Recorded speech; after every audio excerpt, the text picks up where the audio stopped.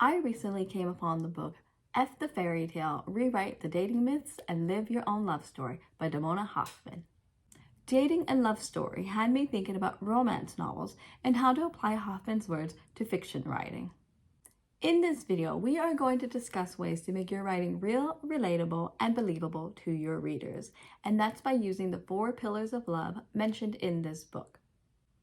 If you're curious to know what those are, then stay tuned. My name is Lisa Shimkus, and I am a mom of 2 who went from teaching to lifing. I enjoy writing, reading, crafting, and learning. My channel is here to help you learn and grow through the use of books and writing, and to help you make your writing dreams come true. Before we get to the pillars, or what we should be looking for in a relationship, let's first discuss the myths of love. In her book, Hoffman discusses 4 myths that we all believe when it comes to looking for love. These are the list, the rules, the chemistry, and the soulmate. Each myth can be busted or have a downside, so you'll want them to be goals that your characters can avoid. The list. The list is when you have a set of desired qualities and keep a scorecard for each date. There was an episode on the Steve Harvey show several years ago where this was an example. The guest on the show had a list of qualities that she did or did not want in a potential partner, such as can't own a cat, must be 5'10" or taller, must never wear sweatpants. The downside to a list is that you lose the opportunity to get to know a great person just because they have flaws. We all have flaws. The rules. The rules is where dating is seen as a game to be won and conquered. There is a rule or guidebook to find Mr. or Mrs. Right. The downside to this is that it only exists in a fantasy world. There's no flexibility, and the progression of getting to know one another is actually not allowed because it's not part of the rules.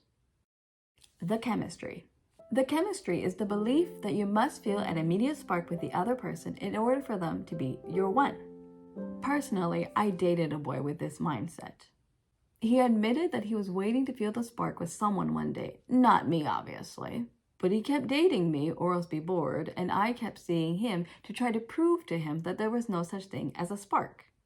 Long story short, we only lasted 2 years, and that was due to school. The downside to this myth, you will never settle down because there is no such thing as sparks. The soulmate. The soulmate is where you believe that there is one perfect person for you, and once you find that person, you'll live happily ever after. In my opinion, the downside to this myth is, even if you do find your so-called soulmate, if you don't keep working at the relationship, it falls apart. Happily ever after doesn't end at the wedding, it actually begins. Now that we know what the myths of love are, let's look at the 4 pillars of love. Pillars, as the name suggests, is what you want to strive for as they hold up and strengthen the relationship. As you write your novel, you'll want the characters in your book to find a potential partner based on the 4 pillars of love. 1. Goals. Goals are a shared vision of the future. The relationship between 2 people is actually stronger when they have the same shared goals. For instance, both want to get married and start a family. They want to travel the world. They want to move out of state or abroad. They want to complete a higher education or climb the ladder in their career fields, and so forth. Having goals means both parties have something to look forward to in life. Neither is sitting around doing the same thing every day, bored, and wondering why they are not the top boss at their work or why their unfinished manuscript is not on the shelves or in the hands of readers. Or, if one person has goals and the other doesn't, the relationship naturally has a power imbalance as one person is pursuing life and the other isn't. The overall plus side to goal orientation is resilience. Resiliency, or grit, is what is going to get your character to go from the beginning of the book through the hurdles in the middle, through the tough climatic piece that they need to go through, all the way through to the end. 2. Values. Values are a similar and compatible outlook on the world and life. The author says, The best way to build love and empathy for those who are different from us is by actually spending time together and seeing inside their world. This means in order for two people to know if they have the same values, they must interact with each other. Having shared values makes couples more compatible in the long run.